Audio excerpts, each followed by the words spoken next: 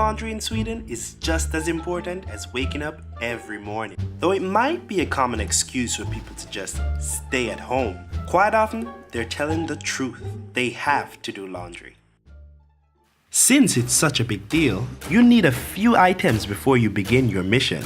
The key to access the laundry room, since we're washing soap, we need some detergent, and the IKEA bag. No laundry day is complete without an IKEA bag. The laundry room, or tvättstuga in Swedish, is typically located in the basement of your apartment. To get to this ultimate Swedish experience, you'll need to traverse some dark, cold, and sometimes scary corridors. In Sweden, the laundry room is shared with the entire apartment, and it's free.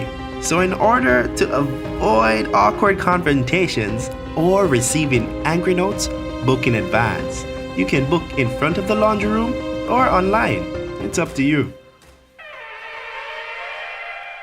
In the laundry room, you'll find your average sink, washers and dryers, and the not so average or traditional dryer room thing. It's kind of cool though. And the machines, they come in English, Portuguese, French, Italian. They're quite multilingual and easy to use.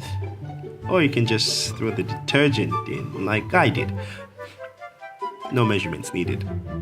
It's very important though that you take care of the room. Don't leave stuff in the washers or dryers, or leave the washer and dryer dirty. You will receive some really angry notes. It's also really important to not overstay your time. I'm so sorry. This room can definitely make or break the friendships between you and your neighbors.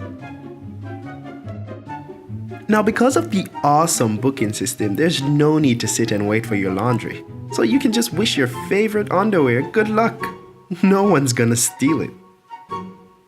Your neighbors will love you if you clean up your lint. And if you don't, well, let's just say you won't be so popular.